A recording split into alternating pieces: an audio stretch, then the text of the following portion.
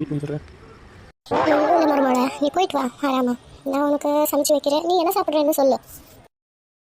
என்ன மாமியாரும் மருமகளும் ரொம்ப கொஞ்சிக்கிறாங்களே, அப்படி இருக்கக்கூடாதே, கஷ்டமாச்சே. என்ன பண்ணலாம்? சரி நம்ம அன்னி காய்ச்சி போட்டு வெளியோ, அப்புறமா குட்டியை குழப்பிட வேண்டியது தான் நம்ம அம்மா கிட்ட. வாங்கம்மா, எப்படி இருக்குமா? எப்போ வந்தேன்? என்ன குடிக்கிறியா? எடுத்துன்னு வரட்டா? சில்லுன்னு காஃபி டீ இல்லை ஜூஸ் எதாவது எடுத்துன்னு வரட்டா? அதெல்லாம் ஒன்றும் வேண்டாம்மா. என்னம்மா அணியும் ரொம்ப கொஞ்சம் இருக்கீங்க, என்னம்மா விஷயம்? அப்படியெல்லாம் ஒன்றும் இல்லைம்மா, நம்ம எப்பவும் வழக்க போல இருக்கிறோம், அவ்வளோதான்.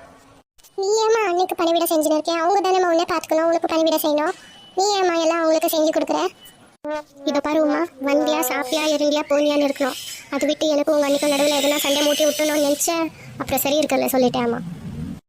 24 மணி நேரம் கூட இருக்கிறது அவதான். என் நல்லது கெட்டது, எனக்கு என்ன வேணும் வேண்டாம் எல்லாம் பார்த்துக்கிறது அவதான். நான் அவகிட்ட நல்லா இருக்காம இனி யார்கிட்ட நல்லா இருக்கணும்? சரிம்மா, நீ கோச்சுக்காத விடு, நான் எதுவும் சொல்ல.